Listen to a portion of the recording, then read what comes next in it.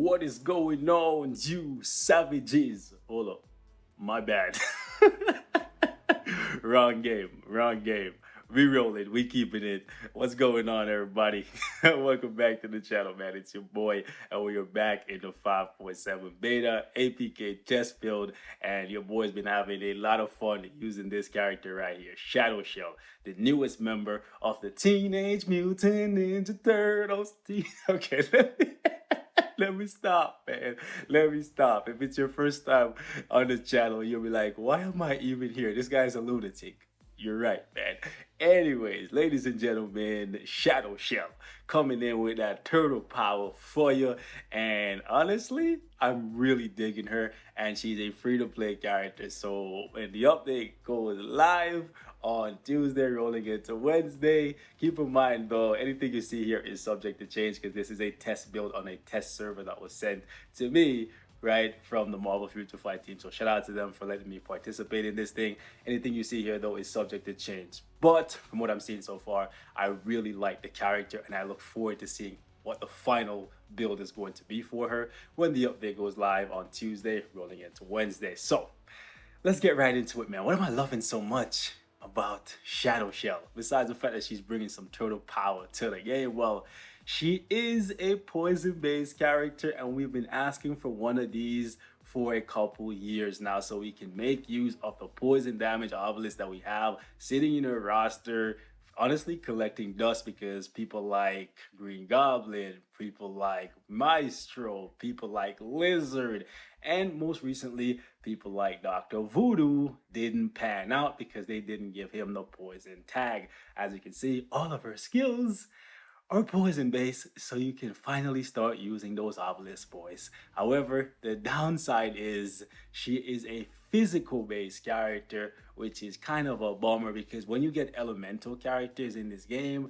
the first thing that comes to your mind, or at the very least the first thing that comes to my mind, is I look forward to seeing how high they can go against Ebony Maw, because as you know, elemental energy based characters do really well there. However, since she's physical, she's not going to do very well. I would say even at level 70, she's probably going to push maybe like 70, maybe stage 70 max with like a CDP of rage and stuff, just because she's physical, right? Which is a bummer because I think she could go a lot higher if she was energy based. However, she's universal, so that's pretty cool. And I guess they didn't want to copy Voodoo too much by making her poison based and energy based, because that would piss off a lot of people, right? Because they should have given Voodoo the poison tag. Anyways, let's actually jump into why I think she's really cool. First and foremost, I love the fact that she's immune to the toxic meteor effect in World Boss Ultimate basically 90% of the time, because that's going to add an extra layer of survivability when you are on those stages. That's something that is really annoying to deal with when you're using characters that don't have built-in healing. I really like this passive right here. So it's pretty cool. The only thing is, none of the Warriors of the Sky for some reason get extra skill damage and bonus damage on their tier 2 passive. They get stuff that increases their defense, and in her case her defense and her offense. So it's going to be interesting to see, like, when I get them on my own account and I build them up completely, how they compare to other characters that get additional skill damage and bonus damage. But this is a very good tier 2 passive, so I can't complain. The guaranteed dodge is nice, the immunity to poison is nice, plus the poison damage buff is also nice. And moving on, I think the only thing that I would have liked to see in her kit, besides a heal, but any character could use a heal to make them a little bit better where they don't have one, right? I would have liked to see poison resistance down on one of her skills, right? That applies in World Boss. That would have been dope. However, unfortunately, she doesn't have that, but she does have a couple iframes, this being one of them, and this one you can actually move away from the boss when you're shooting these arrows, right? That's actually pretty cool. Second skill, pretty basic, and honestly I think this should be an iframe because when you're using it, the character is literally in the air, so it makes no sense why it's not an iframe. I think it should at least be a partial to give you some extra survivability there. However, the 3 skill is an iframe and it looks really cool, and it refreshes the cooldown time of the second and the first skill to 1. So kind of like Doctor Strange when he uses actually it's more like Luna Snow, to be honest. I was gonna say it's kind of like Doctor Strange when he uses his 5th and then it makes it so that all of his skills go on cooldown for only 1 second, but I think it's more so like Luna Snow where she uses her 2 and her 1 and they refresh each other, something like that. It's been a while since I've actually read what Luna Snow does with her skills, simply because I just spam when I play her because it's just that easy to win with her. Anyways, the point is Shadow Shell is actually a really cool character. I love her skill animations. The giant snake on her 5th skill is just absolutely bonkers, right? And she has damage accumulation and damage immunity on this skill, so it makes it very powerful. And a rotation that I've been playing around with her is actually to go with 3, cancel into 5, let that play out for the damage proc, and just watch the boss's HP melt. You can also use the 4 skill. However, this kind of leaves you open because there's a delay on when she fires these arrows into the air, and you're not safe. It's not an immunity skill, it's not an iframe, so you have to be careful with it. You can take a lot of damage, but her 4-star passive is actually really good, giving her 50%. Actually gives all Warriors of the Sky, right, 50% more defense and a 25% damage reduction. This is really good. All of the Warriors of the Sky have a very good 4-star passive, and I think the only one that is kind of lackluster is actually none of them are lackluster. I think all of them are good. It's just the only one that doesn't make a big impact is probably War Tiger, but we'll talk about him in a sec. He's more like a solo dolo type of character. But even Blue Dragon, her passive buffs herself. So I guess Shadow Shell and the Syrian Sunbird are more team players, and the other two, they're more so like, I'm gonna get up in your face and I'm gonna let my nut, okay, let me stop, okay? It's anyways, I'm gonna get up in your face and I'm gonna do my thing, and these other two are supposed to run support in the background. Anyways, we're gonna jump into a little bit of gameplay with her here. I'm gonna show you guys how she rocks. I'm looking forward to getting her on my own account. And also, guys, I was able to pick up some of these awakened crystals, so I'm gonna show you guys what you can get by leveling up the skill. So as you can see, at level 2 we unlocked some debuff removal, right? And now at level level 3 we can get 15% additional crit rate, and then at level 4 it just keeps stacking, right? You get 20%, wow, critical damage. And I ran out of awakened crystals, but you can see where this is going. This skill itself is pretty much becoming a tier 3 skill, and honestly, to some regard, it's better than some tier 3 skills in the game, i.e. Black Panther. I'm sorry. I can't do it like that. Black Panther is my guy, but I just gotta be real. Like, this skill is really OP. And to add to what I said in my previous video, if one of these Warriors of the Sky get tier 3 at any point in the next like 365 days, it's going to be interesting to see just how much more powerful they become, because looking at this skill and just how many like different buffs, like from offense and defense, that they're getting, it's just pretty insane to think of just how powerful they could become if they get tier 3 anytime soon, right? That's just insane, man. And actually, what we should do is take a look at another one of these Warriors of the Sky and see if when you level it up, it levels up. Nope, so it doesn't level up for everyone, so you have to level it up individually. I was kind of like curious about that, so that didn't happen, right? However, since they're getting different effects, it makes sense as to why it's not like uniform, and if you level it up for one, it's for all of them. So that's interesting. We're going to take her into War Boss here, and we're going to put her against Proxima, and we'll try her against Corvus a little bit as well, show you guys how she rocks. And we're going to use this team up right here. I'm going to do a standalone video on the Blue Dragon because she's a sweet tea, you know what I'm saying? And we could use Anti-Venom here, but we want to show off her toxic immunity, because that's pretty clutch. I ain't even gonna lie to you. I ain't even gonna lie to you. Man.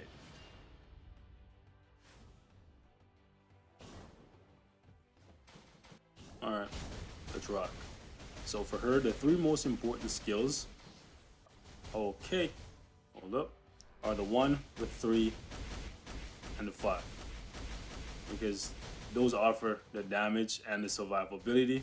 And since she doesn't have a heal, you're gonna need to make use of those iframes and the immunity. Also, her Sky Curing attack doesn't do any kind of real significant damage, and I'm going to show you guys in a sec.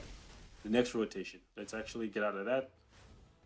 Also, whatever you give her, you're going to need to give her immunity to guard break on the obelisk. So watch this. Watch the flex. Hopefully she doesn't kill me while I'm in this, but look at how much damage we're doing, or how much damage we're not doing with their skill. You see that? Proxima was in range the whole time. And the Sky Curing attack doesn't do any damage. It does way less damage than just her regular fifth skill, so you should probably not be leveling that thing up on her. And the reason for it, look at that. The reason for that is very simple. Hopefully I don't get killed while I'm trying to explain it to you guys here. Like, oh gosh, I got clapped. The immunity saved me, but I have literally 1 HP left. Right. I can't make it. Okay, we're gonna try though. Yo, will I get her down to the next phase? We made it! Hashtag we made it. So I'm gonna explain to you guys why you shouldn't level up her Sky Curing attack in a sec here, but let me jump in against Corvus and we can do a little bit more gameplay. I want to give y'all a little bit more action with her. Let's actually include a couple strikers here just for the ignore dodge, and we'll leave out the anti-venom for this just because we want to show off her survivability as well. It's not the greatest, but it's not terrible either. So basically the reason why you don't want to level up her Sky Curing attack is, hold up, okay, get blasted. Okay, every time I try to explain it to you guys, something else pop up. That's why I like to explain everything either before or after I fight, because I don't want to make these characters look bad by getting them clapped super quickly. Okay, so I'll explain to you guys why you shouldn't level up her Sky Curing attack right now while we're going through this phase transition. Okay, good, we didn't get time frozen. So basically, the reason why you shouldn't level up her Sky Curing attack is because it does dot damage. It does damage over time. It applies the poison effect to the boss, well, not to the boss, to the character, and then slowly kills them that way, right? However, those type of effects don't work in War Boss Ultimate. The bosses are immune to it, so you're not gonna ever get any kind of real damage out of her Sky Curing attack unless they make it so that that status effect actually applies. Like for example, I'm gonna wait here and I'm gonna try to trigger the Sky Curing attack with the oh gosh, I don't know why it's so late, but you can see it's not doing any damage, like at all. The whole animation passed by. Okay, somehow he even got out of that. Okay, I'll show you guys another time. Basically with her, all the damage comes from her fifth. So one thing you should definitely prioritize is immunity to guard break, so you do not get guard broken, because if you do, you're gonna lose all your damage. Okay, let's not get bled to death, because we in most cases won't get poisoned to death. But once we go through this phase transition here, I'll show you guys again. I'll try to proc it better. Hopefully he doesn't move out of range. Okay, don't trigger my proc. Okay, good. Okay, so we're gonna do a Sky Curing attack here, and you can see the first half of it where she summons the Warriors of the Sky, that does damage, but the rest of it, even when they're in range and even when they stand in the circle, it does no damage at all. So basically the only reason to level up this skill is for the additional crit rate, crit damage, and that kind of stuff, right? The debuff removal and the extra stats, that's the only reason to level up her Sky Curing attack. It doesn't do any kind of significant damage, unfortunately. I would like to see this patch because it's a big material crunch just for some extra stats. And we got guard broke in there because I don't have immunity to guard break on her. Wow, for some reason that did a lot of damage at the beginning there, and she's gonna get killed because we are in that phase transition. Anyways, I just wanted to show her off here a little bit for you guys. I think she's a good character and she does respectable damage, right? However, her Sky Curing attack is more of a stat bump and a survivability tool. It's not so much of a damage dealing skill, which is unfortunate, right? It seems as though pretty much all of her damage comes from her fifth skill because of the accumulation.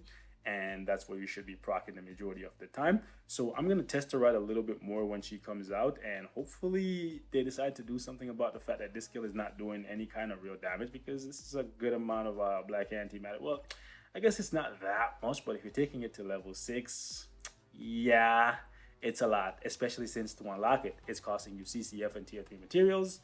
I don't know, man.